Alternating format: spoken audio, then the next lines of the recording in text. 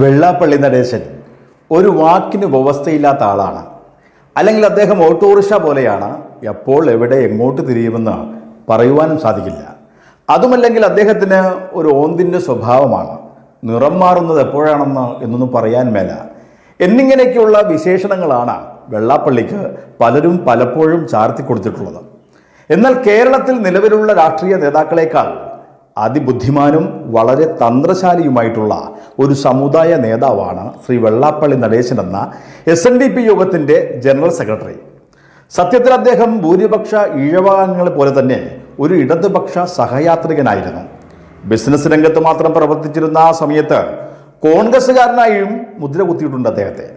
എന്നാൽ സമുദായ പ്രവർത്തനത്തിൻ്റെ തലപ്പത്തേക്ക് എത്തിയതിനു ശേഷം കേരളത്തിൽ ഇപ്പോൾ നടക്കുന്നത് ജാതി വർണ്ണ വിവേചനങ്ങൾക്കപ്പുറം മതപരമായിട്ടുള്ള വേർതിരിവും വോട്ട് ബാങ്കിന് വേണ്ടി ഇവിടുത്തെ രാഷ്ട്രീയ പാർട്ടികൾ നടത്തുന്നത് വെറും ന്യൂനപക്ഷ പ്രീണനവുമാണെന്ന് മനസ്സിലാക്കി അതെല്ലാം അങ്ങനെ വെട്ടിത്തുറന്ന് പറയുവാൻ തുടങ്ങിയപ്പോൾ അദ്ദേഹം RSSകാരനും BJPക്കാരനുമായിട്ട് മാറുകയാണുണ്ടായത്. നാഥനില്ലാതെ ശങ്കരന്റെ ആ കാലഘട്ടത്തിന് ശേഷം കേരളത്തിൽ അങ്ങോളം ഇങ്ങോളം അങ്ങനെ ചിതറിക്കിടന്നിരുന്ന ഈഴവ സമൂഹത്തെ വീണ്ടും ഒരു കുടക്കീഴിലാക്കി അങ്ങനെ താലൂക്ക് യൂണിയൻ കമ്മിറ്റിയും ശാഖാ കമ്മിറ്റിയും കുടുംബ യൂണിറ്റുമൊക്കെ ഉണ്ടാക്കി ആ സംഘടനയെ സക്രിയമാക്കിയാണ് ഉണ്ടായത്.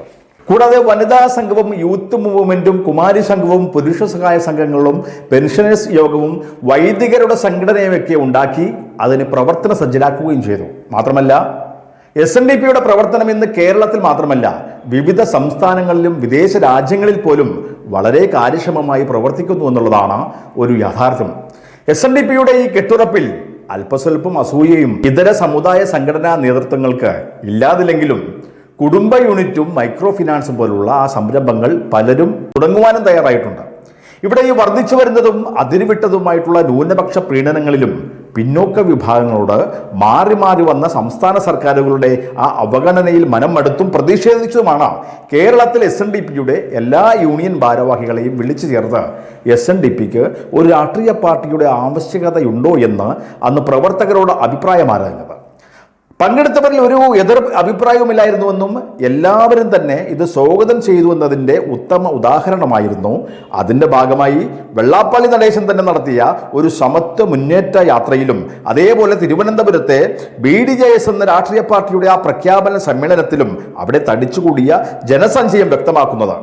കേരളത്തിൽ മാറി മാറിയുള്ള ഭരണവൈകല്യങ്ങളുടെ വക്താക്കളായിട്ടുള്ള ഇടതു വലത് മുന്നണികൾക്കെതിരായാണ് BDJS എന്ന പാർട്ടിയുടെ പ്രഖ്യാപിത ലക്ഷ്യമെന്നതിനാൽ കേരളത്തിൽ ഒരു മൂന്നാം മുന്നണിക്ക് BJP നേതൃത്വം നൽകുന്നതിനാൽ ദേശീയ ജനാധിപത്യ സഖ്യത്തിനൊപ്പമാണ് BDJS അന്ന് അണിചേർന്നത്. അതോടുകൂടി കേരളത്തിൽ അന്നുവരെ അനുവർത്തിച്ചു വന്ന രാഷ്ട്രീയ സമവാക്യങ്ങൾ ആകെ മാറി മറിഞ്ഞു വന്നു എന്നുള്ളതാണ്. ആദ്യമായി NDAക്ക് കേരളത്തിൽ ഒരു MLA ഉണ്ടായതും ഇപ്പോൾ ഒരു MP ഉണ്ടായതും 5 വർഷം കൂടുമ്പോൾ ഇങ്ങനെ മാറി മാറി ഇരുന്ന ഈ മുന്നണി ഭരണത്തിന് ഒരു അവസാനമുണ്ടായതും ഈ അപകടം തിരിച്ചറിഞ്ഞ CPM പിന്നീട് SNDPയെ അങ്ങനെ സമ്മർദ്ദത്തിലാക്കുവാനാണ് ശ്രമിച്ചത്. ഒരു ഭാഗത്ത് അവരുടെ വിദ്യാർത്ഥി പ്രസ്ഥാനമായിട്ടുള്ള SFI വഴി SNDPയുമായി ബന്ധപ്പെട്ട് പ്രവർത്തിക്കുന്ന ആ വിദ്യാഭ്യാസ സ്ഥാപനങ്ങൾക്ക് നേരെ നിരന്തരമായിട്ടുള്ള പ്രശ്നങ്ങൾ ഉണ്ടാക്കുകയും സ്ഥാപനങ്ങൾ ഇങ്ങനെ ആക്രമിച്ച് തല്ലി തകർക്കുന്നത് വരെ എത്തിയിരുന്നു കാര്യങ്ങൾ. കൂടാതെ SNDP നേതൃത്വത്തിനെതിരെ നിരന്തരമായി പോരടിക്കുന്ന ഗോകുലം ഗോപാലനെ പോലെയുള്ളവരുടെ ആ ഗ്രൂപ്പുകൾക്ക് പുറമേ നിന്നുള്ള സഹായങ്ങൾ, അത് നിയമസഹായങ്ങളും മറ്റും അവർ നൽകിയിരുന്നു. വെള്ളാപ്പള്ളി അടക്കമുള്ള നേതാക്കൾക്കെതിരെയും കേരളത്തിലെ ഒട്ടുമിക്ക യൂണിയനെതിരെയും ഒട്ടനവധി കേസുകളും കോടതിയിൽ സമർപ്പിക്കുകയും ചെയ്തു. അത് കീഴ്ക്കോടതി മുതൽ സുപ്രീം കോടതി വരെ അവർ നൽകിയിരിക്കുകയുമാണ്. അതേസമയം ചില യൂണിയനിലെ നടത്തിപ്പുകാര് അത് മൈക്രോ ഫിനാൻസ് പദ്ധതിയെ അങ്ങനെ കളങ്കപ്പെടുത്തുന്ന തരത്തിലുള്ള രീതിയിൽ പ്രവർത്തിച്ചു എന്നുള്ളതൊരു യാഥാർത്ഥ്യമാണ്. അത്തരക്കാർക്കെതിരെ നിയമ നടപടികൾ എടുത്ത് അവരെ പുറത്താക്കുകയും SNDP ചെയ്തിട്ടുമുണ്ട്. എങ്കിൽ പോലും ഇതൊക്കെ ഉയർത്തിക്കാട്ടിയാണ് SNDP യോഗത്തിൻ്റെ തെരഞ്ഞെടുപ്പ് നടത്താൻ സാധിക്കാത്ത തരത്തിൽ ഈ കാര്യങ്ങൾ കൊണ്ടെത്തിച്ചിട്ടുള്ളത്. അവസാനം SNDP നേതൃത്വവും അങ്ങനെ തിരിച്ചും കേസുമായി മുന്നോട്ട് പോയപ്പോഴാണ് യോഗത്തിൻ്റെ തെരഞ്ഞെടുപ്പ് നടത്തുവാനുള്ള തീരുമാനത്തിൻ്റെ അവസാന വാക്ക് അത് സംസ്ഥാന സർക്കാരിൽ നിക്ഷിപ്തമാകുന്ന തരത്തിൽ സുപ്രീം കോടതി നിർദ്ദേശമുണ്ടായത്. എന്നാൽ വെറും ഒരു മണിക്കൂറിനുള്ളിൽ തീരുമാനമെടുക്കാവുന്ന കാര്യത്തിനാണ് പിണറായി വിജയന്റെ LDF സർക്കാർ ഒരു തീരുമാനമെടുക്കാതെ അത് SNDP നേതൃത്വത്തെ ഇങ്ങനെ സമ്മർദ്ദത്തിലാക്കി നീട്ടി കൊണ്ടുപോകുന്നത്. SNDPയെ കൂടെ നിർത്തുക എന്നത് LDF സർക്കാരിൻ്റെ ഒരു തീരുമാനമായിരുന്നു. എന്നാൽ കാലാവധി കഴിഞ്ഞ ഭരണസമിതിയുടെ തെരഞ്ഞെടുപ്പ് നടത്താത്തതിനാൽ സംഘടന വലിയ പ്രതിസന്ധിയിലാണ്. ഇത് നടത്താൻ സാധിക്കാത്തതിനാലാണ് വിവിധ യൂണിയനുകളിലെയും തിരഞ്ഞെടുപ്പ് ഇപ്പോൾ നടത്താൻ പറ്റാതെ വരുന്നത്. SNDP യോഗം ശിഥിലമാകണമെന്ന് ആഗ്രഹിക്കുന്നവരാണ് ഇവിടുത്തെ മിക്ക രാഷ്ട്രീയ പാർട്ടികളും. എന്നാൽ ഈഴവ സമൂഹത്തിന്റെ പുരോഗതിയെയും നിലനിൽപ്പിനെയും മുൻനിർത്തിയാണ് വെള്ളാപ്പള്ളി നടേശനും കൂട്ടരും ഒരു സമവായത്തിന്റെ പാത പിന്തുടരുവാൻ തീരുമാനിച്ചത്. ചില സമുദായ സംഘടനകൾ അവലംബിക്കും പോലെയുള്ള സമദൂര സിദ്ധാന്തമല്ലായിരുന്നു അത്. സംഘടനയുടെ തിരഞ്ഞെടുപ്പ് നടക്കേണ്ടതിനാലാണ് സംസ്ഥാന സർക്കാരിനെ പിണക്കാതെ തന്നെയുള്ള ആ നയവും സമീപനവും യോഗ നേതൃത്വം തീരുമാനിച്ചത്. അതിന്റെ വെളിച്ചത്തിലാണ് മതനിരപേക്ഷതയുടെ പേരിൽ സർക്കാർ സംഘടിപ്പിച്ച ആ മതിൽകെട്ടൽ പരിപാടിയിൽ പങ്കെടുത്തു എന്ന പേരിൽ വെള്ളാപ്പള്ളി നടേശൻ ഇപ്പോഴും വിമർശനങ്ങൾ നേരിടുന്നതും. വെള്ളാപ്പള്ളി പതാക നൽകി കൈമാറി പ്രവർത്തനം ആരംഭിച്ചതും മകൻ തുഷാർ വെള്ളാപ്പള്ളി നയിക്കുന്നതുമായിട്ടുള്ള BDJS അപ്പോഴും BJPയോടൊപ്പം പ്രവർത്തിക്കുന്നതിന്റെ വൈരുദ്ധ്യവും ചൂണ്ടിക്കാട്ടിയാണ് BJP പക്ഷക്കാർ പലപ്പോഴും എതിർത്തിരുന്നതും.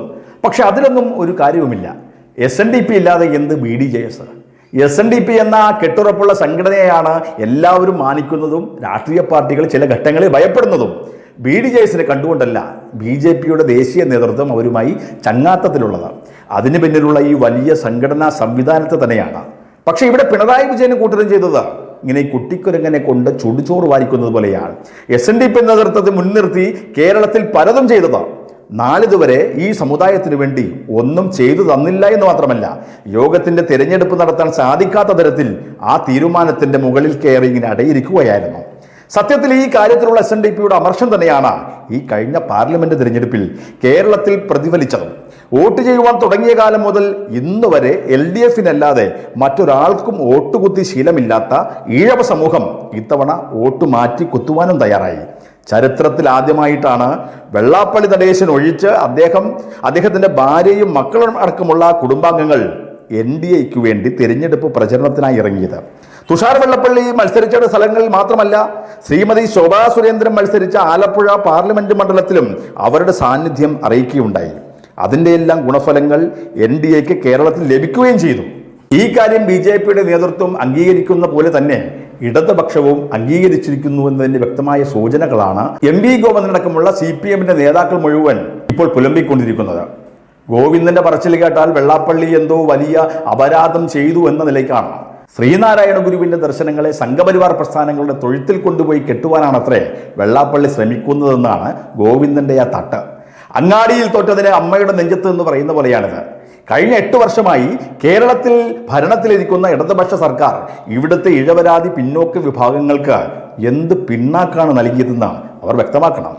ഈ കാലയളവിൽ ഈ സമൂഹത്തിനായി യാതൊന്നും ചെയ്യാത്ത ഇടതുമുന്നണി പലപ്പോഴും ഈ സമുദായത്തെ അവഹേളിക്കുവാനും അങ്ങനെ കുതിര കയറുവാൻ മാത്രമാണ് ശ്രമിച്ചിട്ടുള്ളതെന്ന് CPMന്റെ ആ പാർട്ടി പരിപാടിയിൽ ഗുരുദേവനെയുണ്ടാക്കി കഴുത്തിൽ കയറിട്ടിങ്ങനെ വലിച്ചിട്ട് നടന്ന ആ രംഗങ്ങളൊന്നും ആത്മബോധമുള്ള ഒരു ശ്രീനാരായണീനും മറക്കില്ല. അത് പലർക്കും പുതിയതായി വിദ്യാഭ്യാസ സ്ഥാപനങ്ങളൊക്കെ അനുവദിച്ചപ്പോഴും ഈ സമൂഹത്തിന്റെ പേരിലുള്ള സ്ഥാപനങ്ങൾക്ക് യാതൊന്നും അനുവദിച്ചു കൊടുത്തില്ല. ഇങ്ങനെയൊക്കെ ചെയ്യുന്ന നിങ്ങളെ ഇനി എന്തിനീ സമൂഹം പിന്തുണക്കണം? വോട്ട് ചെയ്യുവാനുള്ള വെറും യന്ത്രങ്ങൾ മാത്രമാണ് ഈ സമൂഹമെന്ന ആ കമ്മ്യൂണിസ്റ്റുകളുടെ ആ ധാരണയെ തിരുത്താനാണ് ഇപ്പോൾ വെള്ളാപ്പള്ളിയും കൂട്ടരും ശ്രമിച്ചുകൊണ്ടിരിക്കുന്നത്. അതുകൊണ്ടാണ് MV ഗോവിന്ദനടക്കമുള്ളവരുടെ നിരന്തരമായിട്ടുള്ള പരാമർശങ്ങൾക്ക് ശ്രീ വെള്ളാപ്പള്ളി നടേശൻ ഇപ്പോൾ ഉരുളക്കുപ്പേരി എന്ന നിലയിൽ ചുട്ട മറുപടി നൽകിക്കൊണ്ടിരിക്കുന്നത്.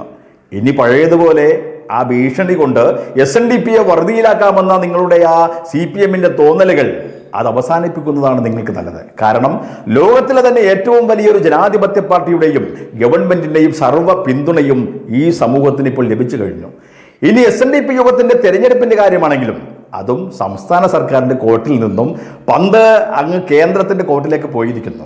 എന്നിട്ടും CPM ആ പഴയ ഉമ്മാക്കി കാണിച്ചുള്ള രീതിയിലാണ് നിങ്ങളുടെ മുന്നോട്ട് പോക്കെങ്കിൽ ഇന്ത്യയിലെയും ഈ കേരളത്തിലെയും അവസാനത്തെ ഇടതുപക്ഷ ഗവൺമെന്റായി നിങ്ങൾ മാറ്റപ്പെടുവാൻ ഈ സമൂഹം മാത്രം ഒന്നുറപ്പിച്ച് തീരുമാനിച്ചാൽ മാത്രം മതിയാകുമെന്നുള്ളതും നിങ്ങൾ മനസ്സിലാക്കുമെന്ന് തന്നെയാണ് ധരിക്കുന്നത്.